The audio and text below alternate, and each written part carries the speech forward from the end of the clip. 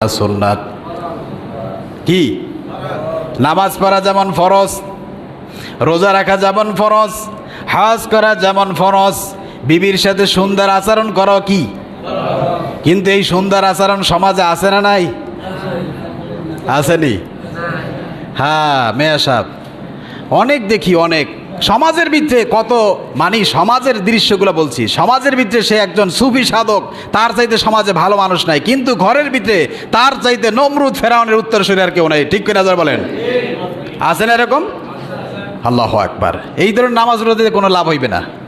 স্ত্রীর সাথে ভালো ব্যবহার নাই, স্ত্রীর সাথে মারধর করা, গালিগালাজ করা, হুঙ্কার দুঙ্কার দেওয়া, এই যে মানসিক জায়গায় মেন্টালি প্রেশার দিতেছেন, আপনি জুলুম করতেছেন, আপনার এই নামাজ রোজার 4 পয়সা আল্লাহর কাছে দাম নাই। কথা বলেন ঠিক কিনা? আমার বন্ধুগণ, আমি বলছি না, কোরআন বলছে। কে বলছে?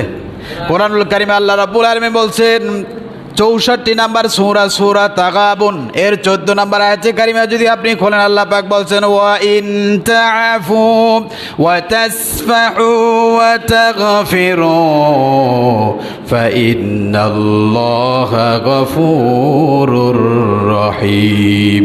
আল্লাহ পাক বলছেন, ওহে স্বামী যারা আছো শোনো, তোমার বিবি, তোমার স্ত্রী কার্যক্রমের ক্ষেত্রে ভুল ত্রুটি আছে না নাই? আপনি পুরুষ হিসেবে মনে হয় আপনার ভুল নাই, আসেনি? আল্লাহ বলছেন, যেহেতু তুমি অভিভাবক, যেহেতু তুমি পরিচালক, তোমার বিবির ভুল ত্রুটি তোমার চোখে ধরা পড়তে পারে, সেই ক্ষেত্রে তুমি কি করবা? ওয়াইন তা'ফু ওয়া তাসফাহু ওয়া তাগফিরু, খবরদার তাকে যদি পারো তুমি ক্ষমা করে দিও, কখনো অবহেলা করিও না। ওয়া তাগফিরু, তাকে মাফ করে দাও। ফাইন্নাল্লাহা গফুরুর রহিম, সমস্ত রকমের দয়াশীল ক্ষমাশীল কে? আমার বন্ধুগণ, এবার আসেন, আল্লাহ পাক বলছেন ওয়াশিরুহুন্না বিল মারুফ, ওহে পৃথিবীর স্বামী যারা আছো, তোমরা স্ত্রীর সাথে সুন্দর আচরণ করবা। এটা কার হুকুম? আর একটু জোরে বলেন। এখন এই আচরণ হাত এবং মুখ দিয়া কত সুন্দর আচরণ করা যায়। আল্লাহ পাক বলছেন, খবরদার শোনো।